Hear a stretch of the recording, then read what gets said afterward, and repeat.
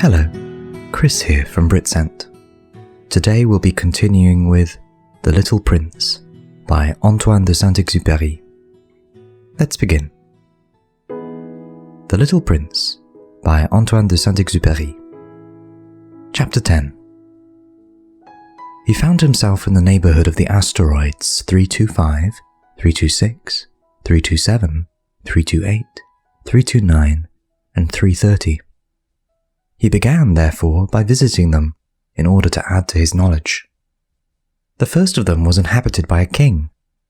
Clad in royal purple and ermine, he was seated upon a throne, which was at the same time both simple and majestic. "Ah, here is a subject," exclaimed the king, when he saw the little prince coming. And the little prince asked himself, how could he recognize me when he had never seen me before? He did not know how the world is simplified for kings. To them all men are subjects. "Approach, so that I may see you better," said the king, who felt consumingly proud of being at last a king over somebody. The little prince looked everywhere to find a place to sit down, but the entire planet was crammed and obstructed by the king's magnificent ermine robe. So he remained standing upright, and, since he was tired, he yawned. "It is contrary to etiquette to yawn in the presence of a king," the monarch said to him. "I forbid you to do so." "I can't help it. I can't stop myself," replied the little prince, thoroughly embarrassed. "I have come on a long journey, and I have had no sleep." "Ah, then," the king said, "I order you to yawn. It is years since I have seen anyone yawning. Yawns to me are objects of curiosity. Come now, yawn again. It is an order." "That frightens me. I cannot any more," murmured the little prince, now completely abashed. Hum, replied the king. "Then I order you sometimes to yawn and sometimes to—" He sputtered a little and seemed vexed. For what the king fundamentally insisted upon was that his authority should be respected. He tolerated no disobedience. He was an absolute monarch. But because he was a very good man, he made his orders reasonable. "If I ordered a general," he would say, by way of example, "if I ordered a general to change himself into a seabird, and if the general did not obey me, that would not be the fault of the general. It would be my fault." "May I sit down?" came now a timid inquiry from the little prince. "I order you to do so," the king answered him, and majestically gathered in the fold of his ermine mantle. But the little prince was wondering. The planet was tiny. Over what could this king really rule? "Sire," he said to him, "I beg that you will excuse my asking you a question." "I order you to ask me a question," the king hastened to assure him. "Sire, over what do you rule?" "Over everything," said the king, with magnificent simplicity. "Over everything?" The king made a gesture, which took in his planet, the other planets, and all the stars. "Over all that?" asked the little prince. "Over all that," the king answered. For his rule was not only absolute, it was also universal. "And the stars obey you?" "Certainly they do," the king said.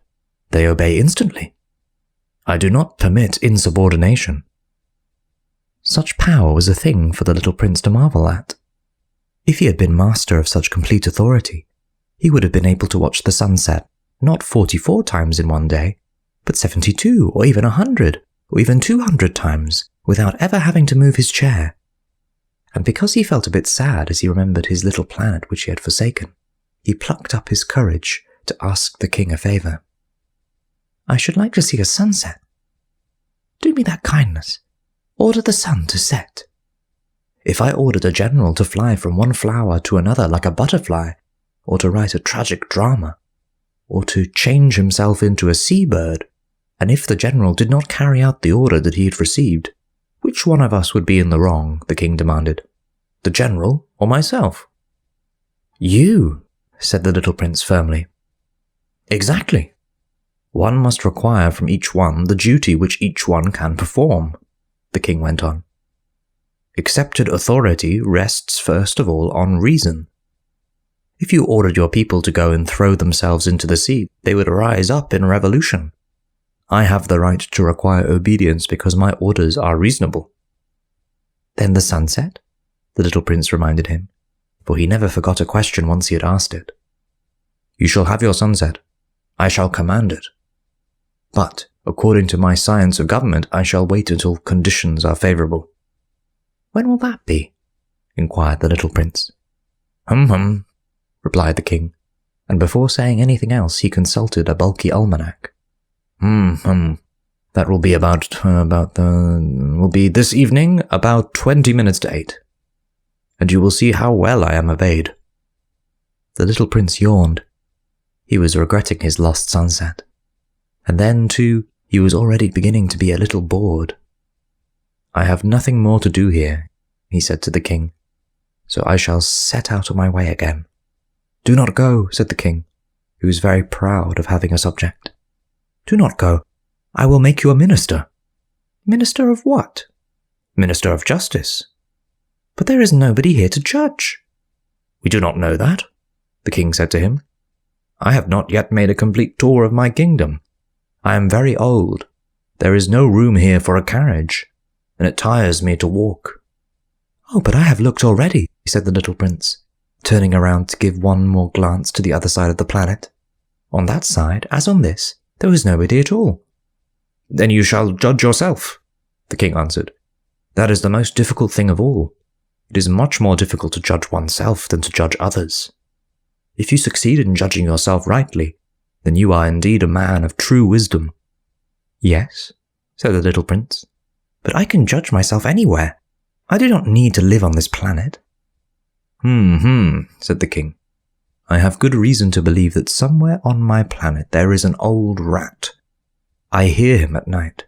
You can judge this old rat. From time to time you will condemn him to death.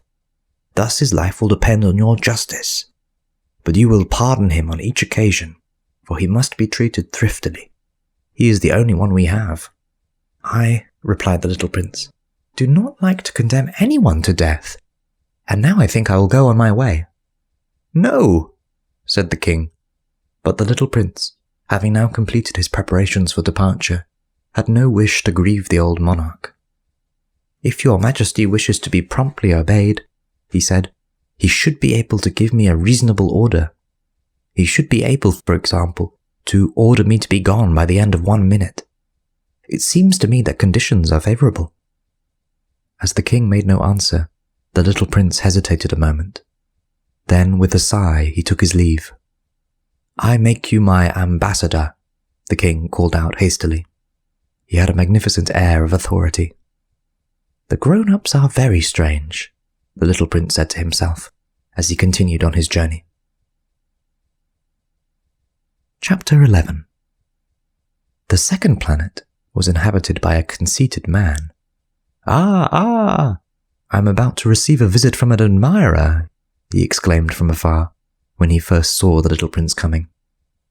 For, to conceited men, all other men are admirers. "Good morning," said the little prince. "That is a queer hat you are wearing." "It is a hat for salutes," the conceited man replied. "It is to raise and salute when people acclaim me. Unfortunately, nobody at all ever passes this way." "Yes?" said the little prince, who did not understand what the conceited man was talking about.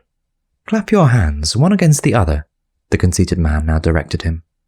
The little prince clapped his hands. The conceited man raised his hat in a modest salute. "This is more entertaining than the visit to the king," the little prince said to himself. And he began to clap his hands, one against the other. The conceited man again raised his hat in salute. After 5 minutes of this exercise, the little prince grew tired of the game's monotony. "And what should one do to make the hat come down?" he asked. But the conceited man did not hear him. Conceited people never hear anything but praise. "Do you really admire me very much?" she demanded of the little prince. "What does it mean, admire?" "To admire means you regard me as the handsomest, the best dressed, the richest, and the most intelligent man on this planet." "But you are the only man on your planet." "Do me this kindness. Admire me just the same." "I admire you," said the little prince, shrugging his shoulders slightly. "But what is there in that to interest you so much?" And the little prince went away. The grown-ups are certainly very odd, he said to himself, as he continued on his journey. Chapter 12. The next planet was inhabited by a tippler. This was a very short visit, but it plunged the little prince into a deep dejection. "What are you doing there?" he said to the tippler, whom he found settled down in silence before a collection of empty bottles, and also a collection of full bottles. "I am drinking," replied the tippler, with a lugubrious air. "Why are you drinking?" demanded the little prince. "So that I may forget," replied the tippler. "Forget what?" inquired the little prince, who already was sorry for him. "Forget that I am ashamed," the tippler confessed, hanging his head. "Ashamed of what?" insisted the little prince, who wanted to help him. "Ashamed of drinking." The tippler brought his speech to an end and shut himself up in an impregnable silence. And the little prince went away, puzzled. "The grown-ups are certainly very, very odd," he said to himself, as he continued on his journey.